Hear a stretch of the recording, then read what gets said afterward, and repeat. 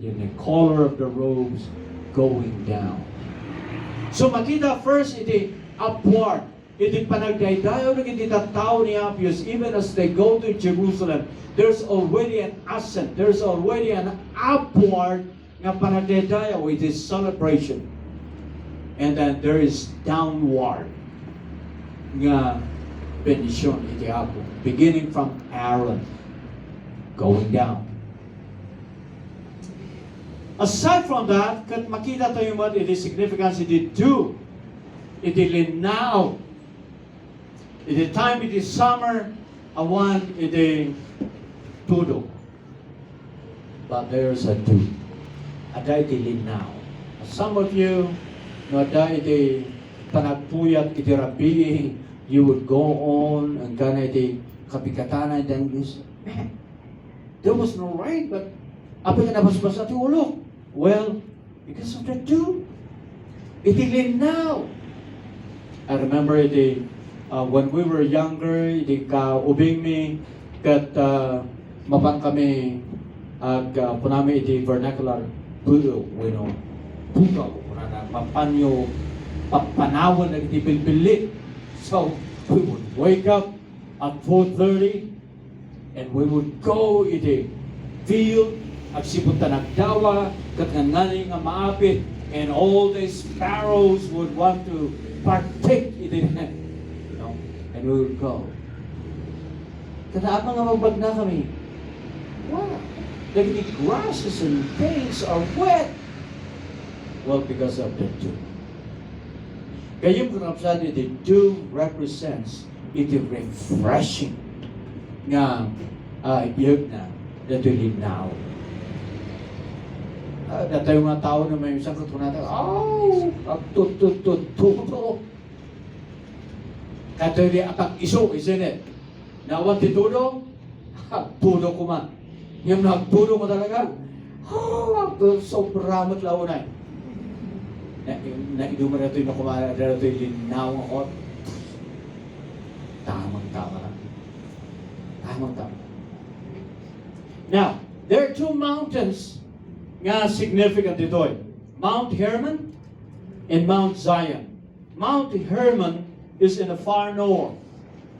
Dito iti makalala iti Jew. Iti Zion, kat awan iti linaw iti. Siyerto. But the point is this. Dahil kunanay iti nga it is as if the dew of Mount Hermon were falling on Mount Zion.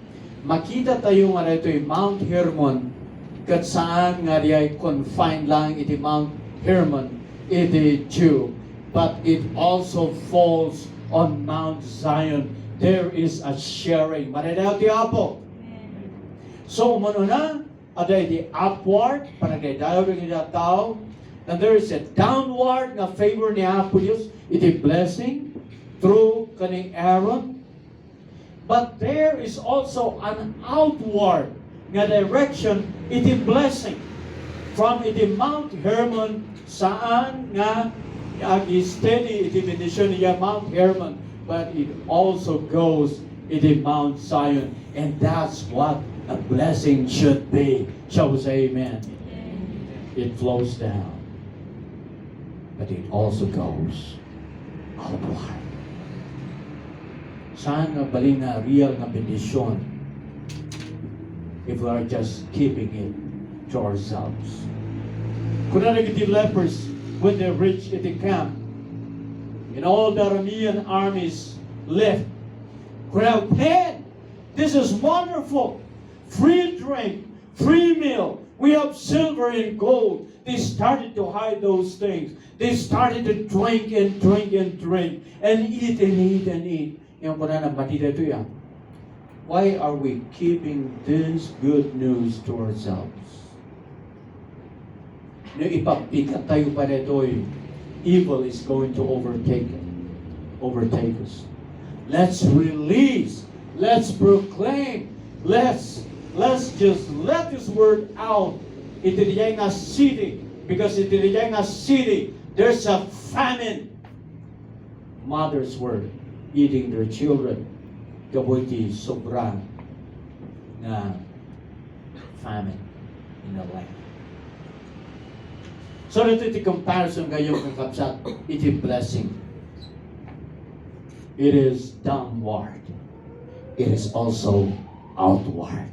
Amen? Amen. Kaya tikabay mo at don't keep Don't keep God's blessing God's faith to yourself. to yourself. Amen. Agilpias ko ma. Romuar ko ma. Manipod ka tayo. And finally, I like this word. So we have the communication, the expectation tayo, and then we have the comparison, the rolling bendisyon, and ito mountains, downward and outward in direction, ito bendisyon, and we have what God does. Wow, I like that. I like what God does. It is good. It is what we do. What He does, what I do, what we all do, but I also like what God does. And what God does, He commands blessing. Now, ito NIV translation ko na for there the Lord bestows. Now that's good, bestows. It is not generously. You don't have to pay. I just bestow. A benefactor bestowing something. It is maysa nga nangangailangan. You don't have to pay anything. You don't have to work for it. I just bestow. Ngayon, I like the word command. In the King James translation, for there the Lord commands His blessing. Wow. Dave will not be desperate for it, that he will keep on chasing and chasing and chasing. Iti benediction. Sana ka sa pulang chase like a rat ni Brother Dave. But it will be God commanding iti blessing para ni Brother Dave. Manadati Apo. So iti konteksto na rito panangi command ni Apo Diyos. Iti benediction kadisureto. The context is God's people dwelling or living together in unity. Amen? Kunana for there. Anya diya nga there. Iti na dyan, nga nagitita tao ni Apo Diyos, get living together in unity, ijay nga umay, iti bendisyon, ibili na. Ibili na. I like that word, ibili na, iti bendisyon. So I really believe this. No one would stand on the way no ipili ni Apo Diyos. Amen? Awan di makalapad. Awan di makatakaw. Because it is God who commands the blessing. So the one who blesses, it is God. So for there the Lord commands His blessings. His blessings. Now God, of course, uses people. As we always say, saan nga manaptog from the sky, iti bendisyon. It is God who commands blessing, who touches other people, who blesses your employer. You know, He blesses you with wisdom and strength. So, being productive, the works of your hands. But God, in many, many ways, would command people that He has blessed to bless you as well. Manadayo ti Apo. I have a close friend in the name of Pastor Keno Natividad. And he has this ministry, Bless the Pastors. He has been going to many different provinces. And I had the opportunity to go with him. Ija Abra, Ija Tugigaraw, Kalinga, Mountain Province, different places. Napan kami dyan, Bicol, ijay Legazpi, and Naga, recently. And we'll be going again, ijay Mindoro.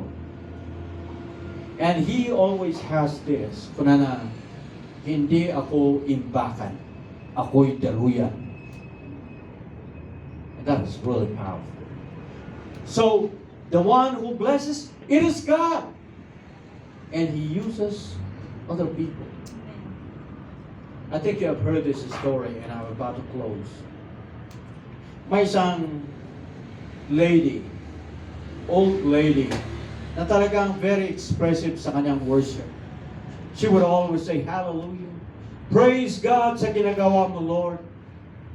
And may isang atheist, hindi naniniwala kay God na nanisturbo sa kaniyang talagang very expressive na pagmamayabang kay God. So talagang kanya na. Sabi niya, bibili nga ako ng grocery, tapos dadalhin ko sa kanyang pintuan, and then I will hide sa kanyang halaman. Titingnan ko kung ano ang kanyang expression. Sigurado magha-hallelujah na naman yan. Sigurado sasabihin niya, praise God sa kanyang sa blessing ni God. Eh ako ang nagdala doon. Susurprisahin ko siya. Sasabihin ko, it's not from God, it is from me. Sasabihin ko. So, nagbili ang dami. Ilinagay niya sa pintuan. Nag-hide siya sa mga halaman. And lo and behold, predictable attitude na talaga na nagpapasalamat kay God. Binuksan niya yung pinto, na sorpresa, may mga grocery, dilata, bread, dairy products, and so on. And she said, praise God, praise God, sa blessing. Lumabas yung atheist na hindi naniniwala kay God. Sabi niya, hindi si God ang nagbigay niyan. Ako ang nagbigay niyan. Sabi niya, I don't really care about it. Nanggaling kay God, He just made the devil pay for it. It was the devil who paid for it. And tama naman siya. Even the one that didn't believe in God, he still blessed the woman of God. Yung tino na yung na wall ng Judah, yun nung na-built, hindi naman yung naniniwala kay God. It was Cyrus the Great na pagano na hari na nagpundo sa wall na yan. God could use anybody, anything. If God used yung hawk na magbigay ng food kay Elijah, God could use anyone. Let's all arise, please.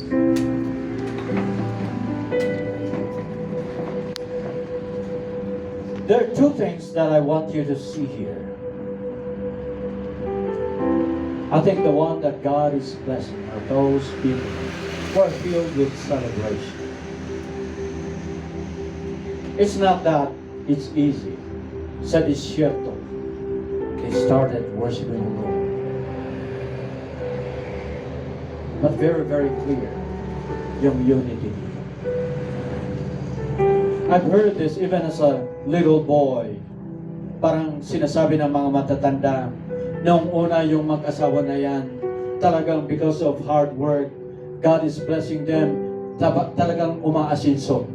Pero, nung nagkaroon na may third party, may nagkaroon na may problema, may disagreement, parang may disunity ang mag-asawa na apektuhan ang pag-unlad nila. It happens. Of course, there are quarrels, there are conflicts, but we should not keep that. Na it will become greater and greater until it will become unresolved. In the church, I really believe that as we are united, we can have different ideas, but we should not allow major problems to divide us. Father God, today, we have learned about a key to your blessing.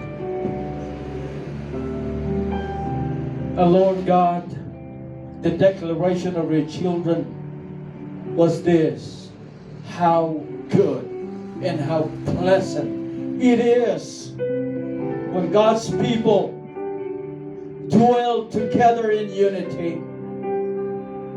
The comparison is like of the headship of Aaron, the symbol of unity. And the two mountains coming together, it is the blessing of Mount Hermon flowing or falling to Mount Zion. There is sharing. The upward, the downward, and the outward direction of a blessing. Father God, salamat for the unity that we have. And we want to keep the unity of the faith strong and solid and unshakable, Lord, in our family, in our places of work, in our ministry, whether that is music ministry or men's ministry, women's ministry, or children's ministry. In Jesus' name. Amen. Amen. God bless you. God bless you. So,